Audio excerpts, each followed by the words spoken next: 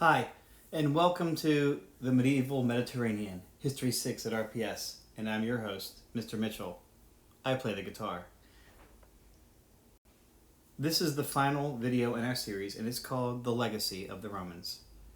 In our last video,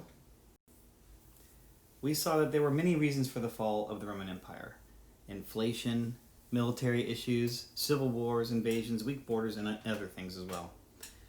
In this episode, and in our textbook over the next few days, we will be learning about the legacy of the Romans and what they left and gave to the rest of the world. We'll talk about Rome's influence on art, architecture, language, writing, philosophy, law, and citizenship. For nearly 500 years, Rome was the capital of the greatest empire the world had ever seen. At its height in 117 AD, the Roman Empire spanned the entire Mediterranean world from England in the north to Egypt in the south, from Spain in the west to Syria in the east. From 27 BC until 180 AD, life in the Roman Empire was generally peaceful and prosperous, and we call this period the Pax Romana, or the Roman Peace.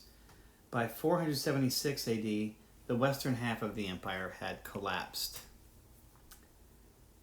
for a variety of reasons. One historian wrote, "Rome perished, yet it lived on." The legacy of the Romans refers to the culture of the Romans that continues to be relevant in our world today. Romans really didn't invent much on their own. They just took things from the people they conquered and then put their own stamp on them. Art is one of these things. Roman art was greatly influenced by the Greeks. Roman artists imitated the Greeks, but they added realistic and lifelike features to statues and busts. Romans loved art. Houses were decorated from ceiling to floor. Romans used all kinds of art: murals, mosaics, frescoes, cameos. Their style of art has continued to influence painters and sculptors, especially in the early days of the United States.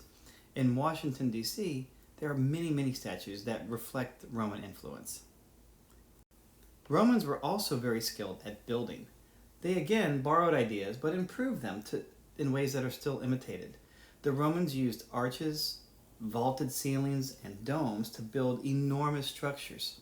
During the Middle Ages, architects often imitated Roman designs, especially in churches and cathedrals. The United States also shows the influence in the Capitol in Washington, D.C., copying from the Pantheon in Rome. Another feature that was copied was the Triumphal Arch, especially influenced as the Arc de Triomphe in Paris. Romans were master engineers. They built roads and aqueducts and bridges, and some are still in use today.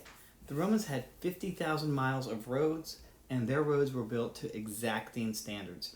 Aqueducts brought water to cities from streams and springs tens of miles away, 60 miles away from Rome, in fact, for some of them.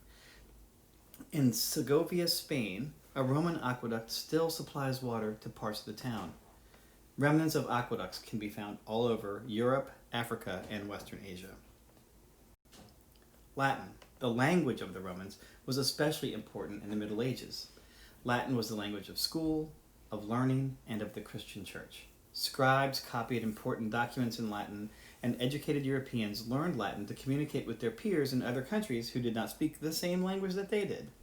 The letters we use today are Latin, even if the language itself is Germanic, and more than 65% of our words are derived directly or indirectly from Latin. The names of our months are directly related to the Romans as well. August honors Augustus for fixing the calendar, and September means the 7th month.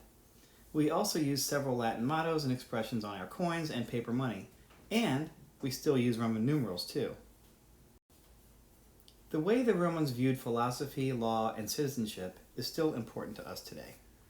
The Romans adopted much from their Greek neighbors, and one of their favorite philosophies was called Stoicism. Stoics believed in self-control and courage, as we talked about with Marcus Aurelius. The community was more important than personal needs, and they often bore pain and suffering bravely and quietly. Law covered marriages, inheritance, contracts, and all parts of daily life. Modern legal codes in parts of Europe are based on ancient Roman laws. They believed it was natural law. They believed in natural law, that everyone had certain rights. They had courts where judges could make fair decisions that respected these natural rights. They didn't view everyone as equal, but the ideas live on. Judges today try and use similar ideas when administering justice. the letter of the law is not always the same as its original intent.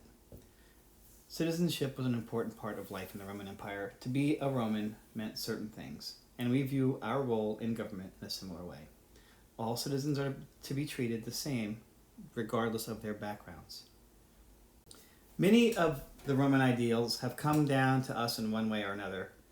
We see the influence of Rome in our daily lives if we look closely. Their legacy spans from art to architecture to engineering to philosophy and law to citizenship and language.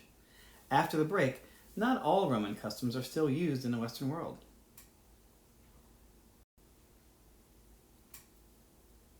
Eumachia's Washateria, laundry, and dry cleaning is now open for business! As one of the largest businesses in town, we at Eumachia's know that your clean clothes are important to you. That's why we treat them like they are our own. Eumachia's Washateria, laundry, and dry cleaning. Fast, easy, and inexpensive. So as much as I enjoy learning about Romans and not everything they did was perfect, right? They ate lying down, which I have tried, and I just don't understand and cannot figure out how to do it. Their society was extremely patriarchal, which means that everything went through fathers and was very male-dominated. I, for one, think this is very short-sighted, and it was a huge miss on the part of the Romans, because we know lots about men and their thoughts and actions, but we just don't really know a whole lot about the lives of women.